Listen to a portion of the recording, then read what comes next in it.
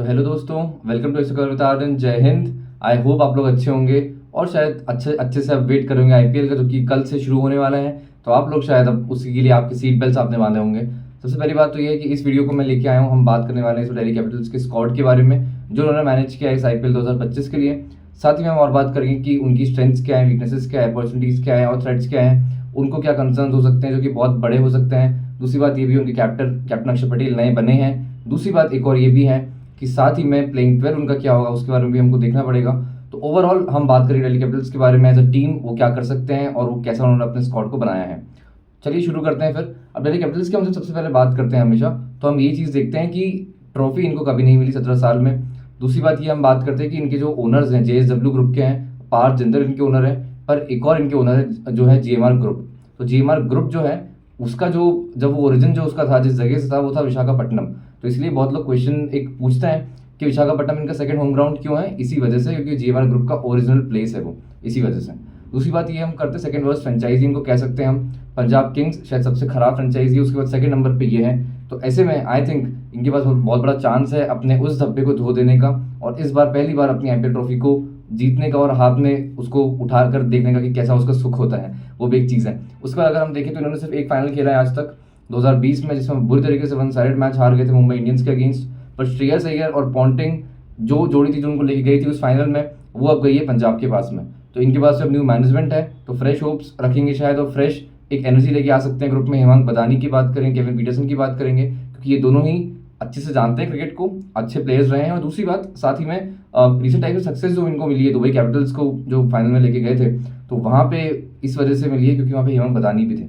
तो ये कहानी है। दूसरी बात हम अगर और बात करें तो लास्ट ईयर एक बहुत बड़ा सरप्राइज हमको मिला है कि ऋषभ पंत जो कि यहाँ पे बहुत सीनियर प्लेयर हो चुके थे, दिल्ली कैपिटल्स से शुरुआत की थी उन्होंने अपने करियर की आईपीएल के, और हर बार हम देखते थे कि पार्थ जिंदल और उनकी जो हम बात करें उनकी जो सिम्फनी थी वो बहुत अच्छी होती थी, लेकिन लास्ट ईयर उनको हटा दिया और ऐसे में नए कैप्टन बन के अक्षर पटेल। तो अक्षर पटेल को देखना होगा कि कैसे वो कैप्टनसी करते हैं। बहुत ही सिंपल वाइब रखते हैं और बहुत कामिंग कैप्टन है, और आई डोंट थिंक कि बहुत ज़्यादा अग्रेसिव वो किसी तरीके से हैं। तो ऐसे में अक्षर पटेल आई थिंक एक अच्छे लीडर हो सकते हैं। उसके बाद राहुल भी हैं, KL राहुल भी उन्होंने लिया है अपने स्क्वाड में। KL राहुल के लिए इंटरेस्टिंग चीज़ इसलिए भी है क्योंकि KL राहुल अब अच्छे फॉर्म में आ रहे हैं। चैंपियंस ट्रॉफी उन्होंने काफ़ी हद तक अच्छा परफॉर्म किया, उसमें एक अच्छा इंटेंट उनका दिखाई दिया। दूसरी बात ये भी है कि जिताकर घर लौटे फाइनल में। तो ऐसे में आई थिंक KL राहुल का होना एक बहुत बड़ा पॉजिटिव चेंज है इनके लिए। और एक और चीज़ ये भी है साथ में कि KL राहुल अगर fearless क्रिकेट खेल गए इनके मिडिल ऑर्डर में आके, तो उसके बाद आप देख सकते हैं कि इस टीम के स्टार्स बदल सकते हैं, तो वो भी एक चीज़ है। सबसे पहले हम देखते हैं कि कंडीशंस अरुण जेटली स्टेडियम में क्या होती है। अरुण जेटली स्टेडियम जिसका पहला नाम था फिरोज शाह कोटला। पहली बात तो ये है कि ये ग्राउंड का जो बाउंड्रीज है वो छोटी है। दूसरी बात ये भी है कि यहाँ पे रन्स बहुत बनते हैं आईपीएल में, हमने लास्ट ईयर भी देखा कि रन्स बने हैं यहाँ पे। तो ऐसे में यहाँ पे आपको एज बॉलर्स आपको बच के रहना पड़ेगा कि आप बस कैसे भी बच के निकलें। दूसरी बात ये भी है कि इनके स्पिनर्स अच्छे हैं, तो वो जानते हैं विकेट पे कैसे बॉलिंग करनी है, कैसे विकेट्स को परचेज करना है। कुलदीप यादव इनके पास में है, तो ऐसे में आई थिंक वो इनकी स्ट्रेंथ भी है। तो यहाँ पे अगर रन्स पड़ते हैं तो आपकी बैटिंग को परफॉर्म अच्छा करना पड़ेगा। सिर्फ अकेले आप जेक फ्रेजर मैकग्रा के बल पे नहीं जा सकते हैं कि वो शुरुआत में परफॉर्म करेंगे तो हम कुछ अच्छा करेंगे, क्योंकि लास्ट ईयर की कहानी कुछ ऐसी ही बन गई थी और ये 6 नंबर पे फिनिश करके गए थे अपने सीजन को। तो इस बार क्या करेंगे, जब हम ओवरऑल स्क्वाड देखते हैं तो हम उसके बारे में बात करेंगे। तो एक और चीज़ ये भी है कि अगर हम इनका स्क्वाड देखें कि क्या होता है, तो एक बार स्क्वाड पर नज़र डाल देते हैं। इन्होंने क्या स्क्वाड लिया है अपना 2025 के ऑक्शन में। बहुत अच्छा काम इन्होंने ऑक्शन में नहीं किया, मुझे नहीं लगता कि इन्होंने बहुत ही अच्छा एक स्क्वाड बनाया है। बाकी एक बार पूरे स्क्वाड पर नजर डालते हैं पहले। तो फाफ डू प्लेसी को वाइस कैप्टन अनाउंस किया क्योंकि हैरी ब्रूक भी अब बाहर हो चुके हैं। अक्षर पटेल कैप्टन है, KL राहुल ने शायद मना किया है कि मुझे कैप्टन नहीं बनना है, तो इसमें Faf du Plessis vice captain बने हैं। Abhishek Porel wicket keeper batter हैं। जेक फ्रेजर मैकग्रा बिल्कुल बैटिंग करेगी इनके लिए ओपनिंग पे। यंग लैड हैं, ऑस्ट्रेलिया से आते हैं। करुण नायर अच्छा कमबैक कर रहे हैं, क्योंकि अगर आप देखें उनकी बात तो डोमेस्टिक में हर जगह रन्स का अंबार लगाया है। आप बात करें विजय हजारे की, आप बात करें रणजी की, रन्स बना के आए। तो करुण नायर का होना एक अच्छा फ्रेश वेव इनके लिए लेके आ सकता है इनके करियर के लिए। अभिषेक पुरी की जो मैंने बात की, लास्ट ईयर इनको रिटेन किया क्योंकि लास्ट ईयर उन्होंने बहुत ही अच्छे से मैचेस को अपने दम पे जिताने की कोशिश की है। तो इसमें जो इनकी इनिंग्स आई है, स्ट्राइक अच्छे से कर रहे थे, तो एक बहुत बड़ा इनका आई थिंक ये एक अच्छा इनके पास में प्लेयर है, इसलिए रिटेन भी हुआ। दूसरी बात इनका स्ट्राइक रेट बहुत अच्छा है when it comes to T20s, तो ये बहुत ही एक अच्छा इन्होंने रिटेंशन किया है। फाफ डू प्लेसी की बात करें, 40 साल के हो चुके हैं, थोड़े स्लो हुए हैं, पर इनका स्ट्राइक रेट देख रहे हैं अगर रिसेंट टाइम्स में तो थोड़ा सा बड़ा ज़रूर है, लेकिन ये शुरुआत में बहुत टाइम लेते हैं। तो अगर मैं जिनको स्लो होने की बात कर रहा हूँ, इनकी इनिंग से शुरुआती फेज़ की बात कर रहा हूँ, शुरुआती फेज में बहुत स्लो रहते हैं, और उसके बाद ये आउट हो जाते हैं 20-25-30 बॉल्स खेल के, तो शायद टीम का लॉस करवा देते हैं। तो फाफ डू प्लेसी को देखना होगा कि वो चीज़ ना करें। थोड़ा सा खेल सकते हैं आप, थोड़ा सा कंसोलिडेट कर सकते हैं इनिंग्स को, लेकिन बहुत स्लो या बहुत शेल में जाने की ज़रूरत नहीं है। उसके बाद हम बात करते हैं के राहुल की। के राहुल की तारीफ बहुत बनती है, क्योंकि पहली बात तो ये इन्होंने आईपीएल में हमेशा ही ऑलमोस्ट ओपन किया है, 2-3 साल को छोड़ दिया जाए तो, और ओपन करने के बाद में इनके ऊपर बहुत जिम्मेदारी इन्होंने ली है। लखनऊ से जब वो खेले बहुत जिम्मेदारी ली, पंजाब से खेले बहुत जिम्मेदारी ली, एंकर करते थे इनिंग्स को, बहुत बार स्लो भी इनिंग्स खेल के गए, लेकिन इस बार नंबर 4 पे आपको खेलते हुए देख सकते हैं, ऐसा मुझे लगता है। दूसरी बात ये भी है कि राहुल, मुझे लगता है कि इस बार आपका बहुत ही अच्छा सीजन जाएगा। एक चीज़ ये भी है कि दिल्ली कैपिटल्स बहुत डिपेंड करेगी इन पे, अगर ये अच्छा करते हैं मिडिल ऑर्डर में आके, तो दिल्ली कैपिटल्स के शायद ये सब कुछ बदल सकते हैं, और इस बार यू नेवर नो प्लेऑफ्स में चले जाएं, उसके बाद कुछ करें, क्योंकि के राहुल उसकी बैकबोन में हिसाब से रहेंगे। समीर रिजवी की बात कर रहे हैं, समीर रिजवी अच्छे प्लेयर हैं, यूपी से आते हैं, यूपी T20 लीग में अच्छा करके आए हैं, ऑफ ब्रेक बॉलिंग भी करते हैं, और डोमेस्टिक सर्किट में इनका नाम है कि ये बैश कर सकते हैं अच्छी बॉलिंग को, स्पिन को, तो वो समीर रिजवी की स्ट्रेंथ है। ट्रिस्टन स्टब्स की बात करेंगे, ये भी रिटेन हुए थे पिछले साल, 24 साल के हैं, साउथ अफ्रीका से आते हैं, टेक्निक वाइज उन्होंने इंप्रूव किया है पहले से बहुत ज़्यादा, साउथ अफ्रीका के टेस्ट स्क्वाड में भी दिखते हैं अब आपको, और ट्रिस्टन स्टब्स प्रॉमिस लेके आते हैं, मच इंप्रूव्ड बैटर है। अगर हम कुछ बैटर्स की बात करें दुनिया में भी रिसेंट टाइम्स में, ट्रिस्टन स्टब्स का नाम आपको लेना पड़ेगा, बहुत इंप्रूव करके आए हैं। हैरी ब्रूक की बात करें तो वो विड्रॉ हो चुके हैं यहाँ से, और हैरी ब्रूक 2 साल का बैन भी ले चुके हैं, तो कॉन्ग्रेट्स हैरी ब्रूक। अक्षर पटेल कैप्टन है, अब बिल्कुल अक्षर पटेल को कैप्टनसी देने का बहुत एक अलग डिसीजन कह सकते हैं। यूजुअली अक्षर पटेल जैसे कैरेक्टर्स जो होते हैं वो आपको कैप्टनसी करते हुए नहीं दिखाई देते हैं, जो कि इतने शांत, और यूजुअली आप कहते हैं ना कि बॉलर्स को उतना ज़्यादा उनका इज्जत नहीं दी जाती, इतनी रिस्पेक्ट नहीं मिलती क्रिकेट में, तो वो एक कहानी ये भी है। दूसरी बात, बैटिंग में इंप्रूव करके आए हैं, इंडिया से इनको वाइस कैप्टनसी मिली है, तो आई थिंक बहुत कुछ काउंट करेगा इनके लिए इस आईपीएल में, और प्रूव करना चाहेंगे कि ऐसा कैप्टन ही क्या कर सकते हैं। उस पर डोनोवन फेरेरा की बात करेंगे। अब जो डोनोवन फेरेरा हैं, पहली बात तो साउथ अफ्रीका से आते हैं, H20 लीग में इन्होंने अच्छे रन बनाए हैं, लेकिन इंटरनेशनल क्रिकेट उतना खेले नहीं है, दूसरी बात इन्होंने प्रूव भी नहीं किया है, तो ऐसे में ये बैकअप बन के रहेंगे मुझे लगता है, और इनके पास चांस होगा कुछ अच्छा करके दिखाने का। मनमंत कुमार की बात करेंगे, ऑलराउंडर है, और ये भी पेस बॉलिंग करते हैं, राइट आर्म लेफ्ट हैंड से बैटिंग करते हैं, यंगस्टर ही हैं, आई डोंट थिंक इनको चांस मिलेगा। अजय मंडल की बात करेंगे, आंध्रा से आते हैं, और slow left arm off break bowling करते हैं, तो ये भी इनकी कहानी है। इनको भी शायद मैच ना मिले, मोर ऑफ अ रिप्लेसमेंट रहेंगे, अक्षर पटेल की कह लें, कुलदीप यादव के कह लें, more of a replacement bowler ही रहेंगे। आशुतोष शर्मा MP से आते हैं, 26 साल के हैं, और एक्चुअली ये भी क्योंकि मैं इंदौर से आता हूँ, मैंने इनके साथ भी खेला है, ये NDPS जो कि मेरा स्कूल था वहाँ पे ये खेलते थे, और इनको मैंने बॉलिंग भी की हुई है, तब भी ये बहुत, मैंने इनको देखा रिलेंटलेसली मेहनत करते थे। आशुतोष शर्मा रिसेंट टाइम्स में बहुत इंप्रूव करके आए हैं। पहली बात तो ये है, अपने दम पे फिनिशिंग करना जानते हैं। किंग्स 11 पंजाब ने इनको क्यों छोड़ा वो पंजाब ही जाने, लेकिन आशुतोष शर्मा ऐसा जो लग्जरी आपको नंबर 7 पे देते हैं, आई थिंक बहुत ही कम बैटर्स वैसे हैं अभी इंडियंस कम से कम, जो कि उतनी ज़्यादा अथॉरिटेटिव फिनिशिंग करके दे सकते हैं आपको। तो Ashutosh Sharma is the player जो कि बिल्कुल देखने लायक होंगे DC में। और दूसरी बात ये भी, इन्होंने पिछली बार जो बुमराह को आपको याद हो शॉट, इन्होंने स्वीप तरह छक्का मार दिया था, मतलब बैठे बुमराह ने इनको यॉर्कर लेंथ पे बॉल फेंकी, उन्होंने उसको फुल टॉस बना के छक्का मार दिया था। तो वो जो इनके पास टैलेंट है, पिछले साल इन्होंने मैचेस जिताए पंजाब को अपने बल पे, तो I think Ashutosh Sharma is a player to watch out for Delhi के लिए, वो कहानी रहेगी। माधव तिवारी की बात करते हैं, ये भी यूपी से आते हैं, 21 साल के हैं, ये ऑलराउंडर ही है, और आई स्टिल थिंक कि इनको भी शायद चांस ना मिले, क्योंकि अभी छोटे भी हैं, और दूसरी बात ये है कि इनका जो टीम बैलेंस है, आई थिंक वो डिस्टर्ब नहीं करना चाहेंगे, क्योंकि ऑलरेडी बना नहीं है, और दूसरी बात सीनियर प्लेयर्स जो हैं इनके बहुत सारे हैं, इनको रिप्लेस करने के लिए यंगस्टर्स को वहाँ नहीं मिल पाएगा, इसलिए मैच मुझे लगता है। दुष्मंत चमीरा की बात करेंगे, अच्छी न्यू बॉल से बॉलिंग करते हैं, साउथ श्रीलंका से आते हैं। एक और चीज़ ये भी है कि इंजरी प्रोन बहुत ज़्यादा रहते हैं, तो क्या आप इंजरी के बिना सीजन निकाल पाएंगे, ये अपने आप में चैलेंज है। और चमीरा आई डोंट थिंक खेलेंगे, क्योंकि स्टार्क ही वहाँ पे खेलते हुए आपको दिखाई देंगे। कुलदीप यादव की बात करते हैं, बिग मैच प्लेयर हैं, अब दिखाया अभी रिसेंट टाइम्स में चैंपियंस ट्रॉफी फाइनल में भी। और एक और चीज़ ये भी है, कुलदीप यादव बहुत अच्छा कंट्रोल देते हैं, one of the most developed bowlers in the world हैं अभी करंटली, और best spinner in the world भी इनको कह सकते हैं, क्योंकि इनके वेरिएशंस अच्छे हैं, कंट्रोल अच्छा है, पेस इंप्रूव किया है पहले से। तो I think Kuldeep Yadav is the player जो कि बिल्कुल सबसे मेन इनके बॉलर रहेंगे। मुकेश कुमार की बात करते हैं, न्यू बॉल से अच्छी बॉलिंग करते हैं, डेथ में थोड़ा सा काम किया है पिछले कुछ टाइम में, और मुकेश कुमार परफॉर्म करिए आप, क्योंकि अब टीम आप पे बहुत रिलाय करेगी, आप सीनियर भी हो चुके हैं, और आई थिंक इन पे बैंक करेगी टीम। दर्शन नलगंडे की बात करेंगे, गुजरात से खेले पिछले साल, और दर्शन नलगंडे के साथ सबसे बड़ी बात ये कि ये अच्छी न्यू बॉल बॉलिंग करते हैं, पर इनका पेस थोड़ा कम रहता है, और ऐसे में आई थिंक कंसर्न हो सकता है, और इसलिए शायद इनको मैच ना मिले, वो भी एक कहानी हो सकती है। टी नटराजन की बात करेंगे, इनका जो करियर है बहुत ज़्यादा इंजरी प्रोन रहा है, लेकिन नटराजन के लिए अब मौका है कि वो फटाफट से आप जिताए अपनी टीम को IPL, क्योंकि ये उतने उनकी बात ही नहीं होती है, इन्होंने कोई गलती नहीं की इंडिया टीम से ड्रॉप होने के लिए, पर बेचारे ड्रॉप हुए कह लें तो। डेथ बॉलिंग अच्छी करते हैं, न्यू बॉल से भी कर सकते हैं बॉलिंग ठीक ठाक, और बात ये कि वनचीत बॉलर ज़्यादा हैं, लेकिन इंडियन टीम से ये बाहर हुए थे क्योंकि इनको इंजरी हो गई थी और इंजरी के बाद से कभी आए ही नहीं टीम में। अभी अर्शदीप ने वो जगह ले ली है और ऐसे में आई डोंट थिंक कि आप इनको कभी इंडिया के लिए खेलते हुए देख पाएंगे। तो कुछ सैड स्टोरीज होती है क्रिकेट में, बाकी बहुत अच्छे बॉलर हैं मेरे हिसाब से। डेथ में कंसर्न हो सकता है क्योंकि पिछले कुछ टाइम में थोड़ा सा डेथ बॉलिंग से दूर हो गए हैं, उस तरीके से उस क्वालिटी को मिस कर रहे हैं। तो आई थिंक नटराजन को अच्छा करना पड़ेगा, बहुत ज़रूरी है इस टीम के लिए। विपराज निगम की बात करेंगे, 20 साल के ये भी हैं, यूपी-20 लीग में अच्छा किया है। पहली बात तो ये लेग ब्रेक बॉलिंग करते हैं, इनके पास स्पिनर जो एक कमी इनको राइट आर्म से हो सकती है वही दे सकते हैं। दूसरी बात ये भी है कि विपराज निगम जो है वो नीचे आके आपको अच्छी से स्ट्राइकिंग करके दे सकते हैं। तो ये जो इनके पास लो डाउन दी ऑर्डर बैटिंग की एबिलिटीज़ हैं, इस वजह से मैं चाहूँगा कि प्लेइंग 12 में आपको खेलते हुए दिख जाए, क्योंकि जो टीम बैलेंस बनाना है इनको डीसी को, उसके लिए क्रूशल हो सकते हैं। मिचेल स्टार्क की बात करें, 34 ईयर्स के हैं, न्यू बॉल से अच्छी बॉलिंग करते हैं, डेथ में थोड़ा सा कंसर्न है।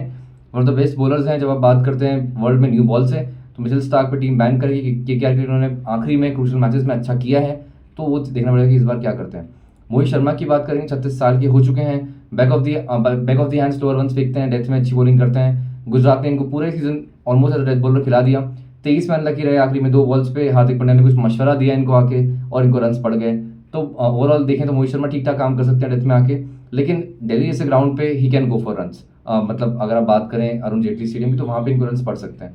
तो I don't see him playing जब तक कि थर्ड बॉलर की जरूरत बहुत ज़्यादा ना पड़े आपको। त्रिपुराना विजय की बात करेंगे, ये भी राइट आर्म ऑफ ब्रेक है और थोड़ी बहुत बैटिंग कर लेते हैं, आंध्रा से आते हैं, तो आई डोंट थिंक कि इनको भी मैच मिलेगा। ये भी मोर ऑफ अ रिप्लेसमेंट टाइप के बॉलर ही हैं। अब अगर हम बात करें इनका प्लेइंग 12 क्या बन सकता है, ये तो इनके स्क्वाड की कहानी होगी। अब एक बार प्लेइंग 12 पे आते हैं इनकी मेरे हिसाब से क्या खेलना चाहिए, तो मैं चाहूँगा जेक फ्रेजर मैकगर्क ओपन करें विद फाफ डू प्लेसी, अभिषेक पुरेल वन डाउन विकेट कीपिंग भी करेंगे, के राहुल नंबर 4 पे आएंगे, इनको थोड़ा सा चलाएंगे और कोशिश करेंगे कि फिनिश भी करें। थोड़ा टाइम ले सकते हैं, बहुत तेज नहीं खेलना है, 150-160 का स्ट्राइक रेट मैनेज कर लें कैसे भी, उसके बाद में फिनिशिंग कर लें, क्योंकि इनके पास जो बाकी प्लेयर्स हैं वो इनके आसपास रिवॉल्व कर सकते हैं, वो एक चीज़ है। उसके अलावा अक्षर पटेल नंबर 5 पे खिलाना चाहूँगा मैं, क्योंकि इनके पास लेफ्टी की कमी भी है। दूसरी बात, अक्षर पटेल आपको एज अ फिनिशर उतना अच्छा काम नहीं करेंगे जैसे नंबर 5 पे आके वो कर सकते हैं। ट्रिस्टन स्टब्स नंबर 6 पे रख रहा हूँ मैं। ट्रिस्टन स्टब्स प्रॉमिसिंग प्लेयर है, नंबर 6 पे आके अच्छी फिनिशिंग कर सकते हैं, फ्रॉम द बॉल 1 हिट कर सकते हैं। पर अगर इनको थोड़ा सा टाइम मिल जाए 5 से 6-7 ओवर्स का, तो आई थिंक बहुत अच्छा फिनिश आपको दे सकते हैं। आशुतोष शर्मा डेजिग्नेटेड फिनिशर बन के खेलेंगे इस टीम में, नंबर 7 पे आके आई थिंक आशुतोष शर्मा पे टीम रिलाई करेगी कि आप अच्छा करिए, तो लेट्स सी वो कैसा करते हैं। और मैं चाहूँगा समीर रिजवी से ऊपर खेलें आशुतोष शर्मा, वो भी एक चीज़ है। उसके बाद विपराज निगम को मैं डाल रहा हूँ नंबर 8 पे जानबूझकर।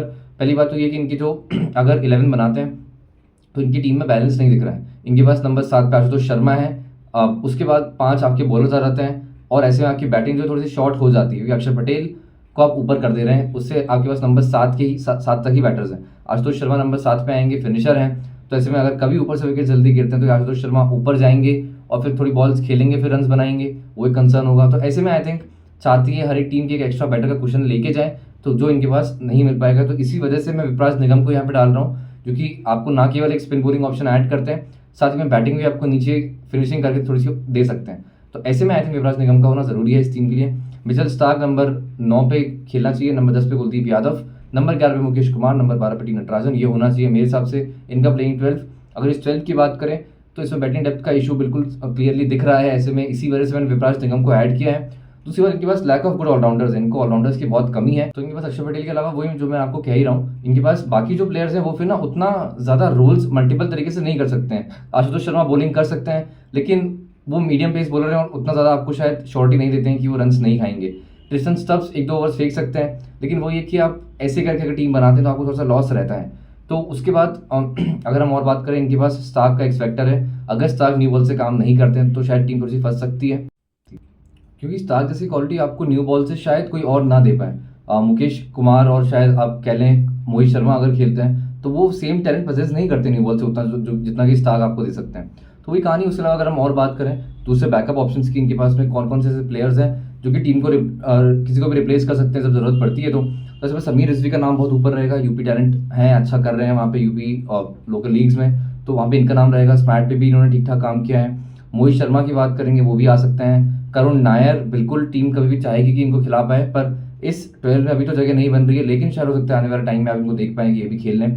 डोनोवन फेरेरा कभी भी आ सकते हैं। उसके बाद दुष्मंता चमीरा ये भी आ सकते हो। देखिए 4-5 प्लेयर्स और भी हैं बैकअप्स में, बाकी इनके बैकअप्स जो हैं इसके अलावा बहुत पुअर हैं। इवन ये भी हैं और बहुत रिकग्नाइज्ड नाम नहीं है, तो ऐसे में आई थिंक उतने प्रूवन परफॉर्मेंस का ना होना शायद इनके लिए बैकफायर कर सकता है।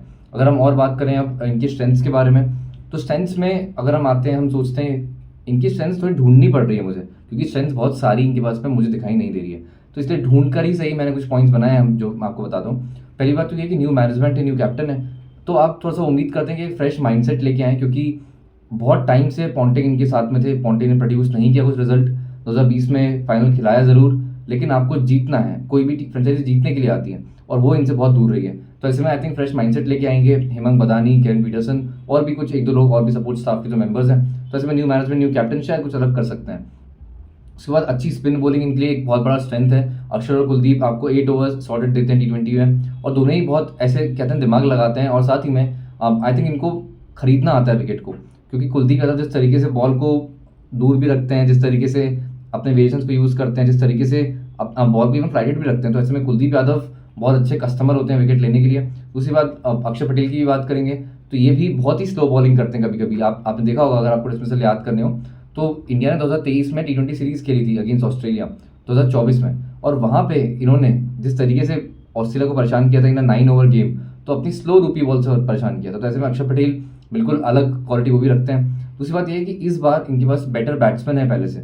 अगर आप बात करें KL राहुल की, मैकगर्क पहले भी थे, डू प्लेसी भी ओपनिंग करेंगे, तो आई थिंक इनके पास बेटर टैलेंट है। वार्नर तो वैसे ही आउट ऑफ फॉर्म थे, तो ऐसे में आई थिंक डू प्लेसी का होना, साथ ही में हमारे राहुल का होना, अक्षर पटेल का इतना एक्सपीरियंस हो जाना इंडियन टीम से भी साथ में, उसके बाद आशुतोष शर्मा का आना, स्टब्स का फिर से खेलना, आई थिंक ये काफ़ी अच्छा बैटिंग लाइनअप दिख रहा है। तब भी डेप्थ की कमी ज़रूर है, उसके बारे में बात करेंगे। और एक और चीज़ ये भी है कि KL राहुल का जो फॉर्म रहा है रिसेंट टाइम्स में, बहुत बड़ा एक इनके लिए प्लस पॉइंट है। साथ ही में हम उनकी फ्रीडम की बात करें, तो ये अब थोड़ा फ्रीडम से खेल रहे हैं। चैंपियंस ट्रॉफी में भी आपने देखा होगा कि अपने शॉट्स के लिए गए, जहाँ इनको बॉल लगी कि मारने वाली है, इन्होंने छक्के भी मारे, इन्होंने चौके भी मारे। तो ऐसे में KL राहुल विद फ्रीडम अगर खेलें, तो KL राहुल एकदम अलग बीस्ट बन सकते हैं। तो ऐसे में ये बहुत बड़ा इनको पॉजिटिव पॉइंट है। यंग गन्स देखो इनके पास में जे फ्रेजर मैकगर्क हैं, पोरेल हैं, अभिषेक पोरेल, विपराज निगम, आशुतोष शर्मा, समीर रिजवी, ये कुछ यंग टैलेंट्स है। तो देखना होगा कि ये कैसा परफॉर्म करते हैं। और यंग टैलेंट्स यूजुअली एक फ्रेश अप्रोच और एक बहुत अटैकिंग अप्रोच से, अग्रेसिव अप्रोच से कभी कभी आते हैं, तो आपको कभी कभी वो फेवर में चीज़ ले जाती है। तो वो भी कहानी है। उस पर अगर और बात करें वीकनेसेस की, वीकनेसेस मुझे बहुत सारे दिख रहे हैं, थ्रेड्स मुझे बहुत सारे दिख रहे हैं। तो वीकनेसेस पे आते हैं। पहली बात तो बैड विकेट ऑप्शन, मैं उम्मीद करता कि थोड़ा सा अगर बेटर बैलेंस बनाने के लिए ऑलराउंडर्स लिए होते, थोड़े से स्पिन बॉलिंग में एक तो ऑप्शन लिए होते, बैकअप्स आपके लिए अच्छे होते, नहीं लिए।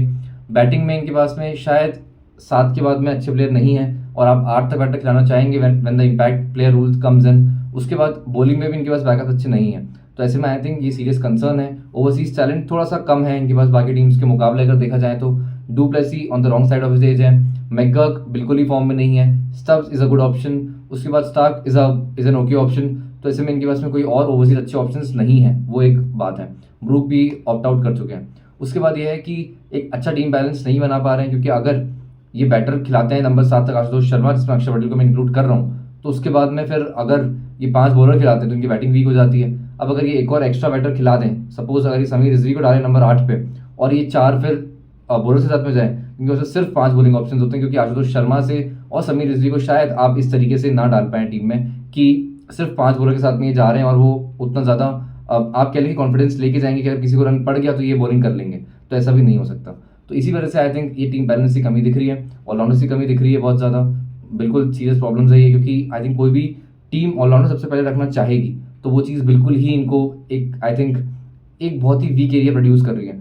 ब्रूक बाहर हो गए हैं, 2 साल के लिए बैन हो गए हैं, तो ब्रूक अब इनके लिए जो काम कर सकते थे वो नहीं कर पाएंगे। और दूसरी बात ये है, नंबर 4-5 पे ब्रूक आई थिंक बहुत क्वालिटी ऐड कर पाते हैं when it comes to Delhi's conditions, और वो कहीं पे भी शायद बैटिंग अच्छी कर पाते हैं, T20s में अच्छा करते हैं। तो आई थिंक वहाँ पे लूज़ कर गए थोड़ा सा। एक और अच्छा बैकअप प्रोड्यूस नहीं कर पाए, नहीं ले पाए ऑप्शन में, वो भी एक चैलेंज रहेगा इनके लिए। उस पर अगर हम देखें तो डेथ बॉलिंग की प्रॉब्लम है। अगर नटराजन की बात करें, नटराजन पिछले कुछ टाइम में थोड़ा सा खराब किया है डेथ बॉलिंग में, लेकिन नटराजन स्टिल आप बैक करते हैं कि उनके पास एबिलिटी है अच्छा करने की। तो नटराजन के अलावा कौन करेगा डेथ बॉलिंग, तो इनके पास आंसर मुकेश कुमार का है, और मोहित शर्मा को आपको अलग से लेके आना पड़ेगा फिर, और मोहित शर्मा शायद नहीं खेलेंगे। और ऐसे में आई थिंक अगर मुकेश कुमार खेलते हैं तो मुकेश कुमार और नटराजन शायद is not a very good death bowling lineup मेरे हिसाब से, तो वही कंसर्न है। लैक ऑफ क्वालिटी बैकअप्स की मैंने बात की, नहीं है अच्छे, बहुत अच्छे बैकअप्स नहीं है इनके पास में। लैक ऑफ ओवरसीज टैलेंट की मैंने बात की, नहीं है। तो कुछ सीरियस वीकनेसेस दिख रही है, जो कि इनके जो स्टेक्स हैं टूर्नामेंट में उसको बहुत नीचे कर देगी, तो वही कंसर्न है। उसके बाद अगर हम अपॉर्चुनिटीज़ पे आते हैं, तो अपॉर्चुनिटीज़ यही इनके साथ भी RCB पंजाब वाला ही केस है कि जीत जाइए एक बार, अब जीत जाइए। 17 साल हो गए हैं आपको हारते हुए, प्लेऑफ्स में क्वालिफाई इतनी बार नहीं किया आपने, एक बार जीत जाइए। तो बहुत बड़ा अपॉर्चुनिटी इनके पास में है। अपॉर्चुनिटी ये भी है कि अक्षर पटेल कैप्टन बने और न्यू मैनेजमेंट भी आए, तो अक्षर पटेल और न्यू मैनेजमेंट क्या वो सिम्फनी बना सकते हैं कि कुछ रिजल्ट प्रोड्यूस कर पाएँ, ये फाइनल तक ही कम से कम जाएँ, प्लेऑफ्स क्वालिफाई करें। और अक्षर पटेल में क्या इनको एक बहुत ही अच्छा न्यू लीडर मिल रहा है जो कि फ्यूचर में इनको 5 से 7 साल लीड करेगा या कुछ रिजल्ट प्रोड्यूस करेगा, वो भी एक ऑप्शन रहेगा। केएल राहुल के पास अपॉर्चुनिटी है टू शोकेस हिज टैलेंट, फिर से दिखाएं अपना फ्रीडम से कैसे वो खेल सकते हैं, दिखाएं कि one of the best batters हैं इंडिया में। और आई थिंक जो अप्रोच के साथ वो खेल रहे हैं पिछले कुछ टाइम में, आई थिंक ये सीज़न उनका हो सकता है। नंबर 4 पे 400-500 रन का सीज़न आता है तो बहुत अच्छी बात होगी उनके लिए, तो ये भी एक चीज़ है। उसके बाद अपॉर्चुनिटी कह लें या कह लें एक आप एक बात कर लें एक रणनीति के फॉर्म में या एक टैक्टिक्स के फॉर्म में अगर बात करें, तो अगर ये 2 या 3 ओवर्स ले सकते हैं आशुतोष शर्मा से और स्टब्स से, और इवन और इनके पास ऑप्शन कोई और भी था क्या बॉलिंग का, स्टब्स हैं जो कि ऑफ स्पिन आपको फेंक सकते हैं, आशुतोष शर्मा मीडियम थोड़ा सा मीडियम पेस कर लेते हैं, तो ये 2 ही ऑप्शन है। तो ऐसे में अगर आप 2-3 ओवर्स इनसे ले लें तो आप फिर अक्षर, कुलदीप, स्टार्क, मुकेश और फिर एक और बॉलर कौन हो जाते हैं फिर इनके, नटराजन, ये 5 बॉलर के साथ में अगर ये 2-3 ओवर्स कहीं से भी अगर आपको दे सकते हैं तो फिर आप अच्छी बैटिंग डेप्थ बढ़ा सकते हैं। आप विपराज निगम को भी बाहर बढ़ा सकते हैं, आप समीर रिजवी को अंदर ला सकते हैं, आप करुण नायर को अंदर ला सकते हैं, ये कहानी हो सकती है। तो क्या उस पर काम कर सकते हैं, अपॉर्चुनिटी रहेगी और शायद एक ऑप्शन रहेगा when it comes to tactical चीज़ें जो कि आप कर सकते हैं। उसके बाद थ्रेड्स पे आते हैं। थ्रेड्स बहुत सारे हैं। एक तो पहली बात तो यही है कि बहुत सारे चेंजेस इन्होंने टीम में किए हैं अपने पिछले कुछ सालों में, और पंत को भी अब हटा दिया है, मैनेजमेंट हटा दिया है, तो इसमें क्या too many changes will lead to instability, तो ये हमेशा हो जाता है अक्सर टीमों के साथ में, क्योंकि आप एक बैलेंस कुछ सालों में बनाते हैं, कैरी फॉरवर्ड करते जाते हैं हर साल। इस साल ये कैरी फॉरवर्ड कुछ नहीं कर रहे हैं एक्सेप्ट फॉर रिटेंशंस, मैनेजमेंट भी नहीं है, कोई प्लान शायद नहीं होगा, तो ऐसे में आई थिंक इंस्टेबिलिटी क्रिएट करेगा। और जो भी इनके पास ऑप्शंस हैं, मैकगर्क फॉर्म में नहीं है, स्टब्स अच्छे प्लेयर हैं, अक्षर, कुलदीप हैं रिटेंशंस, तो आई थिंक स्पिन बॉलिंग में इनके पास में चांस है। स्टब्स मिडिल ऑर्डर के एक प्लेयर हैं, मैकगर्क फॉर्म में नहीं है, तो लेट्स सी क्या होता है, थ्रेट रहेगा बहुत बड़ा। ब्रूक का रिप्लेसमेंट अभी तक अनाउंस नहीं किया है, और हैरी ब्रूक को रिप्लेस कौन कर पाएगा, क्योंकि अगर रिप्लेस करता भी है तो क्या उसकी टीम में जगह बनेगी, क्योंकि फिर टीम में ओवरसीज टैलेंट्स तो आप 4 ही खिला सकते हैं, तो आई थिंक ये भी कंसर्न होगा। उसके बाद फाफ डू प्लेसी ओपन करेंगे, फिर अगर कोई दूसरा अच्छा प्लेयर आता है तो उनको भी आपको बिठाना पड़ेगा, तो ऐसे में आई थिंक बहुत ज़्यादा चीज़ें इनके लिए सही नहीं जा रही हैं। उसके बाद बाहर ये शायद बचा पाएंगे खुद को बाहर होने से, तो आई डोंट थिंक बचा पाएंगे, क्योंकि ये बाहर हो जाएंगे हो सकता है। नंबर 6 पे पिछली बार फिनिश किया था, इस बार भी आपको नंबर 6-7 पे दिख सकते हैं, नंबर 5 पे दिख सकते हैं। Play of I don't think इनको चांस है, करते हैं बहुत बड़ी बात होगी। उसके बाद ये भी है कि स्मॉल ग्राउंड यहाँ पे होता है। दूसरी बात ये कि स्मॉल ग्राउंड अगर आपका है तो आपको चाहिए बैटिंग डेप्थ।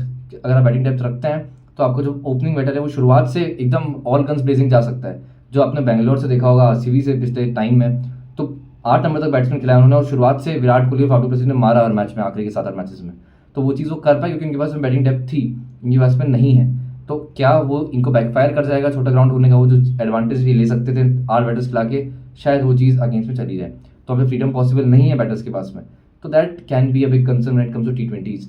उसके बाद नंबर 8 पे बैटर नहीं है, छठा बॉलर कौन रहेगा, ये बहुत से क्वेश्चन जो इनको आंसर करने ही पड़ेंगे, ऑल आउटर नहीं है इनके पास में, तो that is a big concern. Analyse करते हैं इनके बैटर्स को, बॉलर्स को। बैटर्स में देखेंगे स्ट्राइक रेट्स हम मेनली, और उसके बाद हम देखते हैं कि बॉलर्स इनके पास में कौन कौन से अच्छे हैं जो कि एक नॉमिनेट अच्छा पजेस करते हैं। सबसे पहली बात तो ये है कि सबसे ज़्यादा जो स्ट्राइक रेट इनकी बैटिंग में है वो आशुतोष शर्मा का आता है, 188 का T20 करियर स्ट्राइक रेट, 188 बहुत बड़ा होता है T20 करियर में ये। 150 का अभिषेक पोरेल का भी है, यंग गन है, अच्छे प्लेयर हैं। 159 का डोनोवन फेरेरा का है, अब फेरेरा शायद नहीं खेलते हुए दिखेंगे आपको। उसके बाद अक्षर पटेल का 135 का आता है, गुड फॉर नंबर 5 बैट्समैन, और आई थिंक थोड़ा सा इंक्रीजिंग ट्रेंड पे ही रहेंगे अपने करियर में भी। जे फ्रेजर मैकगर्क 150 का स्ट्राइक रेट मैनेज करते हैं, तो ये एक अच्छी चीज़ है क्योंकि ओपन करते हैं, और पावर प्ले में आपने देखा है इनको तोड़ते हुए ऊपर से। केएल राहुल का 135 का स्ट्राइक रेट शायद इज़ अ बिग कंसर्न, क्योंकि अभी तक का स्ट्राइक रेट चलो 135 का है, यहाँ से क्या करते हैं वो क्वेश्चन रहेगा। यहाँ से आई थिंक कि बढ़ना चाहिए। 140 का मनवंत कुमार का है, बट आई डोंट थिंक कि खेलेंगे वो। विपराज निगम की जो मैंने आपसे बात की थी, 157 का स्ट्राइक रेट बनाते हैं T20 में, तो 157 से अगर लो डाउन दी ऑर्डर आपको ऐसे बैट्समैन मिल पाए तो आपको हेल्प करेगा। ट्रिस्टन स्टब्स 146 का लेके आते हैं स्ट्राइक रेट अपना, वो भी एक बहुत बड़ी चीज़ है। 135 का फाफ डू प्लेसी का है, करुण नायर का भी 130 का है, तो कुछ अच्छे हैं कुछ बुरे हैं, वो कहानी इनकी है। और overall squad I don't think कि बहुत अच्छा है, मुझे बोलते हुए ही लग रहा है कि शायद क्वालिफाई नहीं करेंगे। अगर इकनॉमी रेट पे आए तो किसी का भी 9 का इकनॉमी रेट नहीं है इनकी टीम में, apart from Tristan Stubbs part timer ही हैं, 1-2 ओवर्स में 9 रन आए तो खुश होगी शायद डीसी। तो उसका विपराज निगम का 7.12 का है, इकनॉमी अच्छा है। त्रिपुराना विजय का 7.37 का है, अच्छा है। डी नटराजन 8.45 का इकनॉमी रेट रखते हैं, डेथ में बॉलिंग ज़्यादा करते हैं, तो ऐसे में I think 8.45 is justified. Mukesh Kumar का थोड़ा सा हायर एंड पे 8.83 का है, न्यू बॉल से ही बॉलिंग करते हैं, तो ऐसे में आई थिंक थोड़ा सा इनको नीचे रखना पड़ेगा, रन्स के लिए जाते हैं। मोहित शर्मा 8.4 का रखते हैं, ये भी ठीक है क्योंकि डेथ बॉलिंग करते हैं, और शायद इस बार आपको करते हुए ना भी दिखें क्योंकि शायद उनको मौका ना मिले, क्योंकि 6 बॉलर के साथ में अगर आप खिलाते हैं आप बैटिंग डेप्थ को सेक्रीफाइस करेंगे। मिचेल स्टार्क 7.7 का रखते हैं, अच्छा इकनॉमी है। T20s में 8.1 का चमीरा का है, वो भी ठीक है। 8.1 का दर्शन नलकंडे का है, शायद मैचेस नहीं मिलेंगे। 7 का अक्षर पटेल का है, वेरी गुड इकनॉमी। 7 का अजय मंडल का है, वो भी ठीक है। तो आई थिंक ये कहानी है। कुलदीप यादव की भी बात करें 7.5 का उनका भी है, तो गुड इनफ इकनॉमी है। आई थिंक इतने से भी रन देते हैं तो इनका काम बन जाएगा। फिर उसके बाद अगर हम फिक्सर्स देख लें एक बार इनको किससे मैचेस खेलने हैं, कब कब मैचेस खेलने हैं। शुरुआत की 5 मैचेस की बात करते हैं, क्या इनकी चांसेस हैं। इनको पहले के 2 मैचेस अपने विशाखापट्टनम में खेलने हैं 24 और 30 मार्च को। पहला मैच है एलएसडी से आई थिंक ये जीत सकते हैं अगर इनकी बॉलिंग फायर करती है विशाखापट्टनम में, क्योंकि सिंपली रीज़न इतना सा है, लखनऊ के पास एक्सप्लोसिव बैटिंग लाइनअप है कंपेरेटिवली इनसे, तो एक्सप्लोसिव अगर वो खेलते हैं तो वहाँ पे इनको एज रहेगा लखनऊ को। लेकिन अगर इनकी बॉलिंग अच्छा परफॉर्म करती है, उनको थोड़ा सा कम स्कोर पे रोक दें तो ये मैच जीत सकते हैं 24 को। तो I will still rate DC above LSD इस पूरे टूर्नामेंट में, और आई थिंक इसलिए ये मैच इनको जीतना चाहिए। 30 को मैच इनसे विशाखापट्टनम में, इनके हैदराबाद से, हैदराबाद के पास भी एक्सप्लोसिव बैटिंग लाइनअप है। I don't see them winning this match, Hyderabad जीतेगी ये मैच, ऐसा मुझे लगता है। फिर चेन्नई में मैच है इनका चेन्नई सुपर किंग्स से, मुझे लगता है कि ये मैच भी इनके लिए थोड़ा खतरनाक हो सकता है। पर अगर इनको चैलेंज करना है चेन्नई को तो इनको खिलाना पड़ेगा एक और स्पिनर, विपराज निगम के फॉर्म में या अजय मंडल के फॉर्म में शायद। तो ऐसे में उसके बाद अगर आप 3 स्पिनर्स में जाते हैं और चेन्नई को अगर आप जल्दी आउट करते हैं, तो एक और चीज़ ये रहेगी कि चेन्नई के आप बॉलिंग को फेस करने के लिए आपके पास में टैलेंट है। डू प्लेसी ठीक स्पिन खेलते हैं, केएल राहुल ठीक स्पिन खेलते हैं, अक्षर पटेल नंबर 5 पे आ सकते हैं, आप करुण नायर को ऐड कर सकते हैं। तो आई थिंक ऐसे में ये आप सीएसके से भी आप मैच निकाल सकते हैं। मैं सीएसके को नीचे रेट नहीं कर रहा हूँ, लेकिन उनके उस होम फोर्ट्रेस को तोड़ना मुश्किल बात है, लेकिन इनके पास में टैलेंट है केएल राहुल का और बाकी प्लेयर्स का, जो कि वो काम करवा सकते हैं। उसके बाद हम बात करेंगे आरसीबी से, मैच है इनका बेंगलुरु में। आई थिंक ये मैच आरसीबी जीत जाएगी, मेरे हिसाब से जीत जाना चाहिए। उसके बाद दिल्ली में मैच है मुंबई इंडियंस से, ये मैच भी इनके लिए खतरनाक है, मुंबई इंडियंस इनको हरा सकती है। तो 5 मैचेस में भी इनकी जो डगर है थोड़ी सी मुश्किल दिख रही है मुझे। 1-2 मैचेस जीत जाएं आई थिंक, तो इनके लिए 1 मैच शायद जीत जाएं या 2 मैचेस मैक्सिमम जीत पाएंगे, ऐसा मुझे लगता है। उसके बाद फिर प्लेऑफ चांसेस पे ही आते हैं हम कि क्या क्वालिफाई कर पाएंगे, तो आई डोंट सी कि ये क्वालिफाई कर पाएंगे। टीम बैलेंस नहीं है, बहुत बड़ा प्रॉब्लम है। उसके बाद कैप्टन न्यू है, बहुत चीज़ें न्यू है इनके पास में। तो आई जस्ट होप कि इस बार ये अच्छा कोर बना पाएँ ताकि अगले सालों की तैयारी कर पाएँ, ऑप्शन में अच्छा कर पाएँ। और जो इनके ओनर हैं, उनके ओनर का नाम मुझे याद नहीं आ रहा है, पर वो जिनके बाल नहीं है, आई थिंक वो जो इंसान है उसको चेंज कर दो। इरिटेटिंग आदमी है, ये दूसरी टीम्स को बस आई थिंक कुछ फ़ायदा देने के लिए आ जाते हैं, क्योंकि ऑप्शन में ये काम अच्छा नहीं करते हैं, इनको अच्छा करने की बहुत ज़रूरत है। बाकी फिर मैं न्यू वीडियोस लेके आऊँगा, तब तक आपका चाहिए मुझे बहुत ज़्यादा प्यार सपोर्ट, इसलिए प्लीज़ कीजिए वीडियो को लाइक शेयर एंड सब्सक्राइब।